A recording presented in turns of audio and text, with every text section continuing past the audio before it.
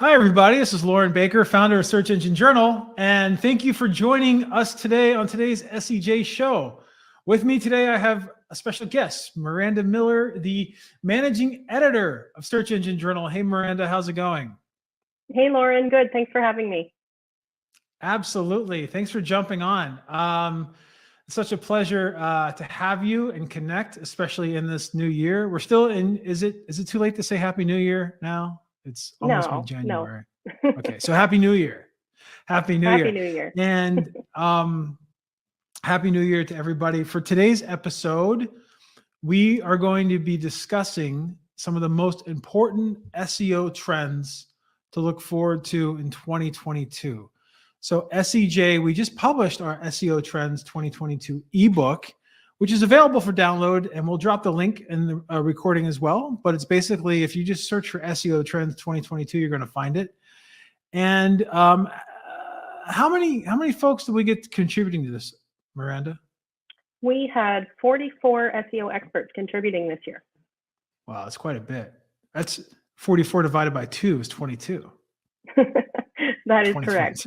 So, okay. So 44 experts can't be wrong. And we pinged everybody asking them for their opinions, what they thought was going to be important, what they are forecasting for this year, everything else. So we're going to go through some of the, some of the most important talking points of that ebook. And again, afterwards, we highly encourage everybody just to go to the Search Engine Journal site. You'll find, marketing for this ebook all over the place, but we'll drop the link afterwards as well, obviously, and put it in the show notes for today's episode, but definitely download the ebook. But before we get started, I just really wanted to give Miranda, I've known you for years, even before you started at SEJ, but I just wanted to give you a chance to introduce yourself, talk about your background, your expertise, and some of the stuff that you really love about SEO. Sure. So I've been in the SEO space for about 15 years. I've done a ton of ghostwriting for different, through agencies and different brands. I've had a content agency for the last several years. And last year I joined SEJ. I came in-house and I'm loving being part of this SEO writing team.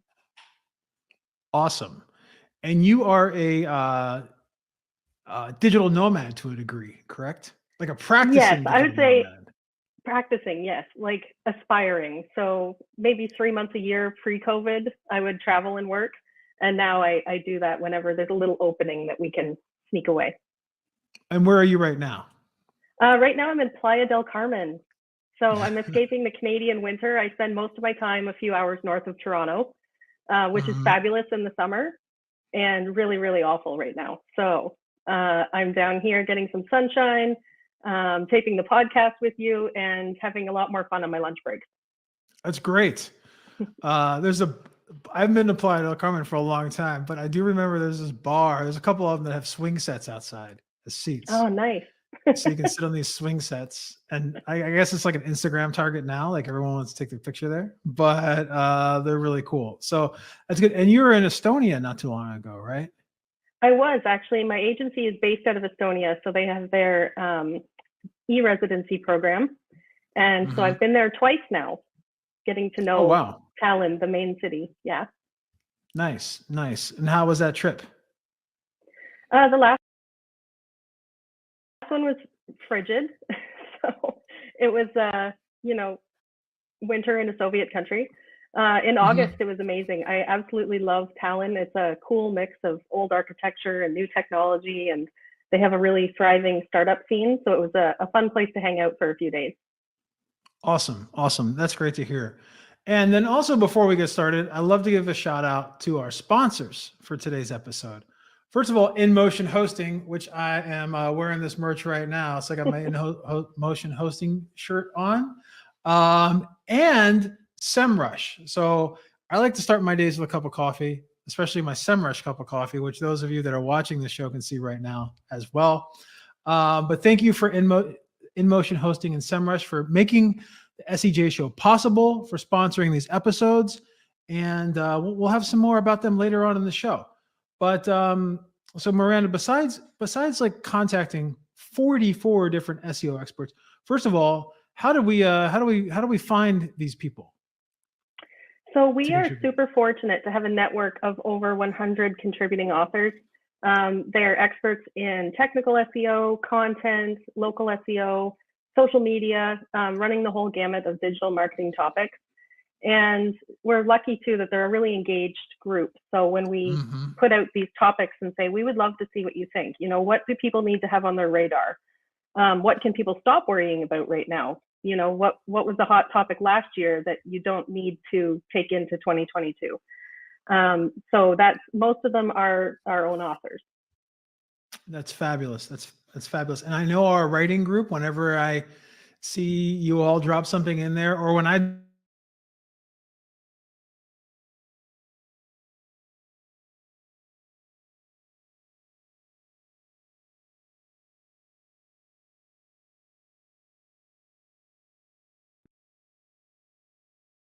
of contributors. If you're one of the 100 plus, thank you so much again for contributing and making things happen. And so before we get started on what the trends are going to be for 2022, you had mentioned there were some mentions of things that are not going to be a trend for 2022, things that are a little bit outdated. So before we get started on what to expect and what to gear up for, what about with housekeeping, house cleaning, cleaning house? What should people be throwing out going in the next year? Oh, wow. We saw so many of these in our Ranking Factors ebook. So, kind of busting some of the misconceptions and myths and things that people still think they might need to measure keyword density, and things like that you can definitely not worry about. In local SEO, we saw the new, I believe is it Bright Local that does that report? The big local ranking factors report came out in November. So. And I was surprised actually local citations are kind of falling off as something that people really aren't concerned about anymore. Yeah. So there were some interesting things like that it's not necessarily that they're not important at all, but just that there are so many more pressing things right now, I think, in SEO. So there were a lot of changes in 2021. Yeah, I was having some discussions about local with Amanda Jordan last week on the show, and she had mentioned the thing that she had mentioned being one of the most important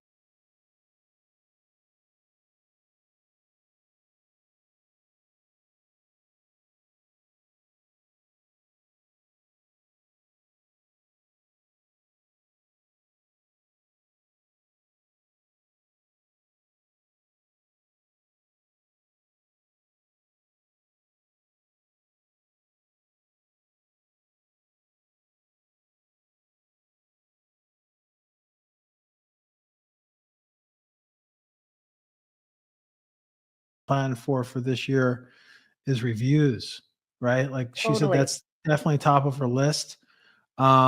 Just really hitting up customers in the moment to leave it's easy to get a negative review, right? All you got to do is like stick your thumb in the soup while you're serving the table, or drop something, or cuss someone out. But to get a positive review, it actually takes work. So we were going over some tactics last time about reviews, and I'm not that surprised to hear that about citations, because I think a lot of the original drive to build your local citations was to get your NAP data in order, right? Yeah. Make sure that you have the same phone number everywhere, the same address, so the engines can learn from that and cross-reference that. I think Google, Apple, Bing, they've gotten smart enough to realize, like, once your address is verified, it's verified. Absolutely. You think that's one? And they have, I think that's what it is. They're getting smarter. They have more trustworthy signals. They understand better which sources can be trusted. So maybe they don't need 400 sources anymore. They only need 12. And so that kind of thing, it's important, of course, that if anyone does see your listing there, you're not giving them the wrong hours or, the wrong phone number. So you do want to catch those inconsistencies. But as a search ranking factor, I don't think it's as important anymore. Great. So let's start talking about, as opposed to the things that weren't important, let's flip the script, talk about looking forward in 2022. What is one of the main topics that came up as being something incredibly important to look forward to in 2022 that you think we should discuss first? A lot of SEOs are really excited about Index Now. And I think that's definitely timely, as we saw a Microsoft announcement come out today. but they'll be sharing data between, or the URLs between the search engines. Yep. So that's a massive, massive change that a lot of SEOs are kind of jacked up about. I'm super excited about Index Now, and I'll tell you why. It reminds me, first of all,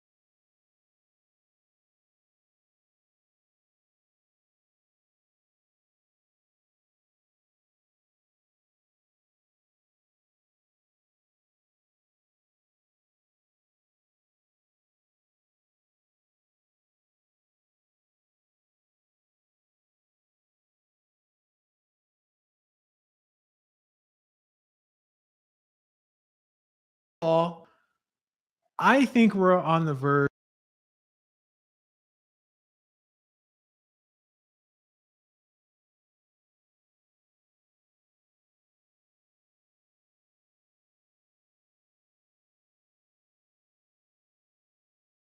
of going from predominantly one search engine to many search engines. It just feels that way.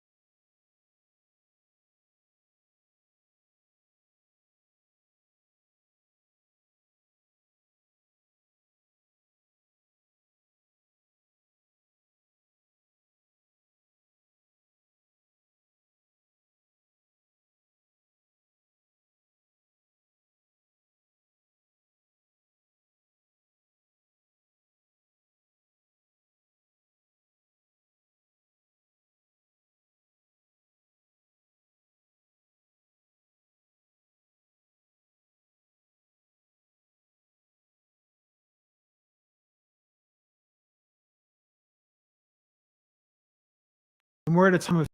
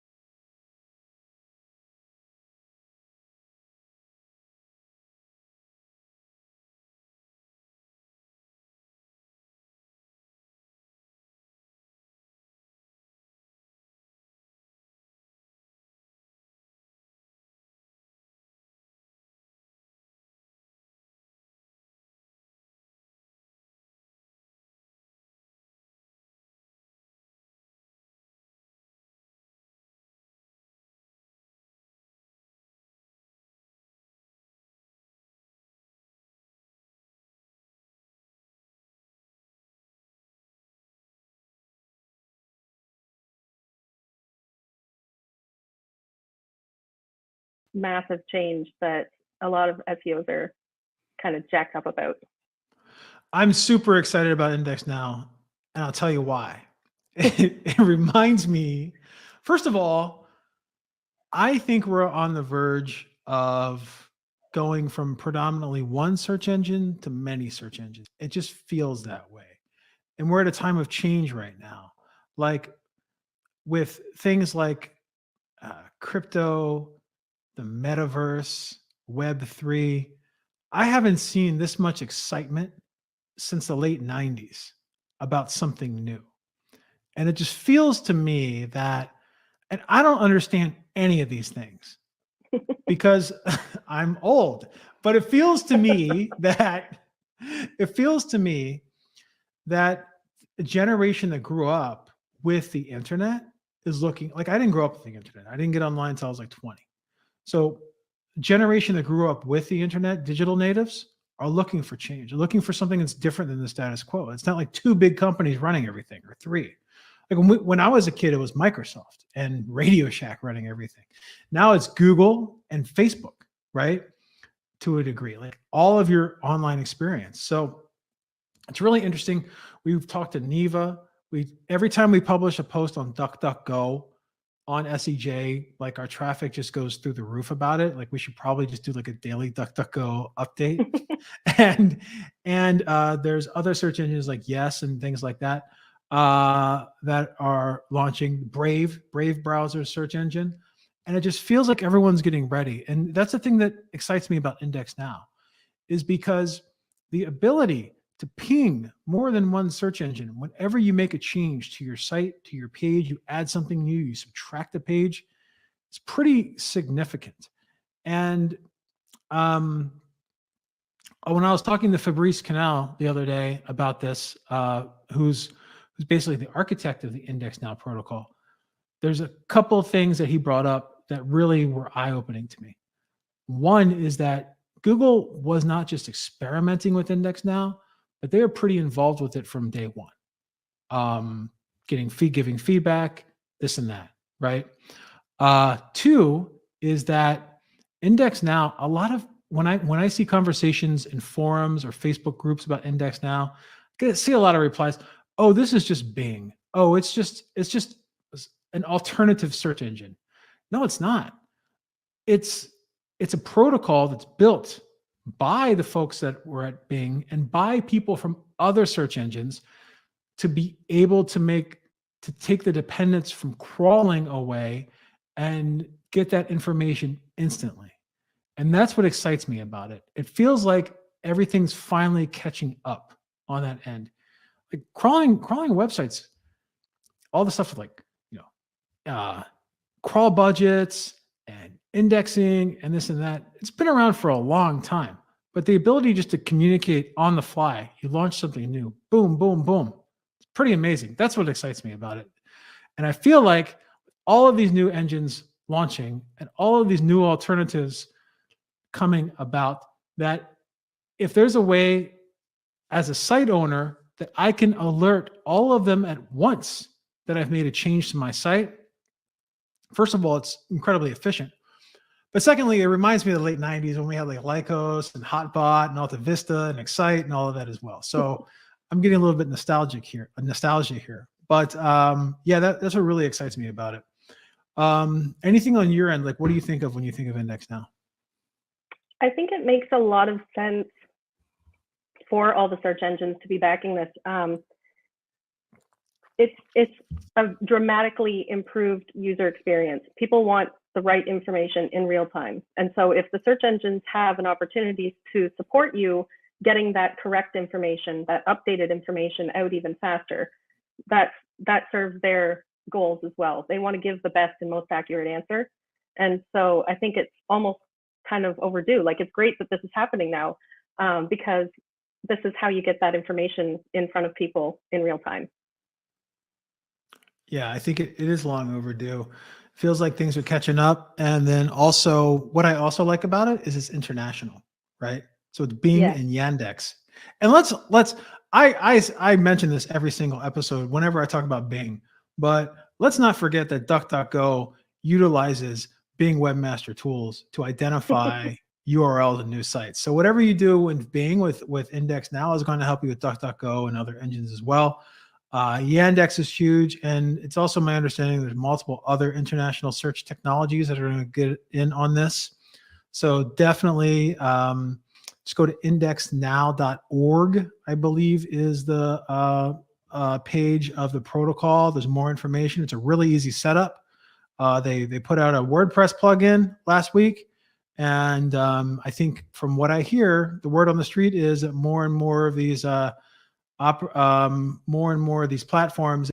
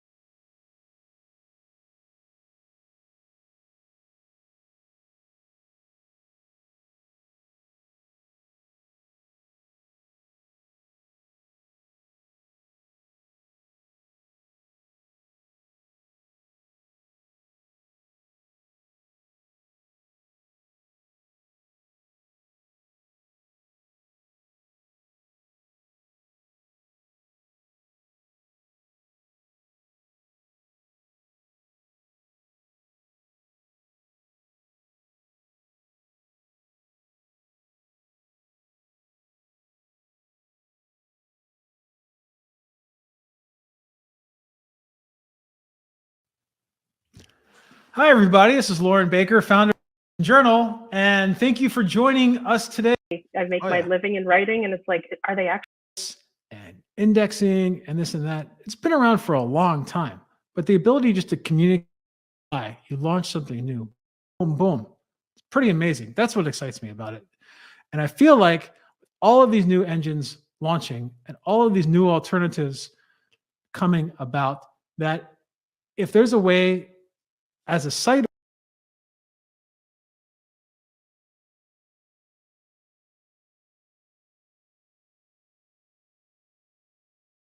they're an expert and their expertise is going to follow them where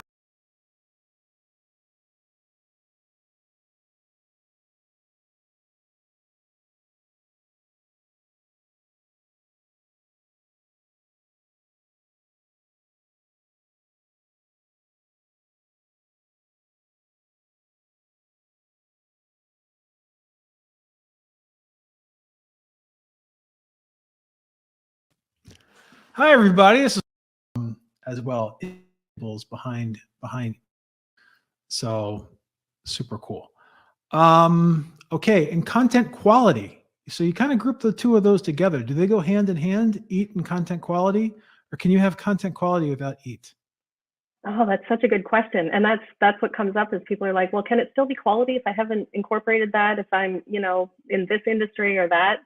Mm-hmm. And I think it's definitely part of what creates quality content. It doesn't hurt to pay attention to an extra set of best practices. Like it can only benefit you. It's never going to hurt you to take an extra step and make sure that your content is more trustworthy. That's true. It's true. I like that. So it's an added layer of content quality at the end of the day. I think so. Awesome. So I see next up on the list, this one really scares me, and maybe it shouldn't, but it makes me think that I'm going to lose my job. Automation in SEO. What I is love this automation one. in SEO? Where does it fall into things? Does it mean that like human SEOs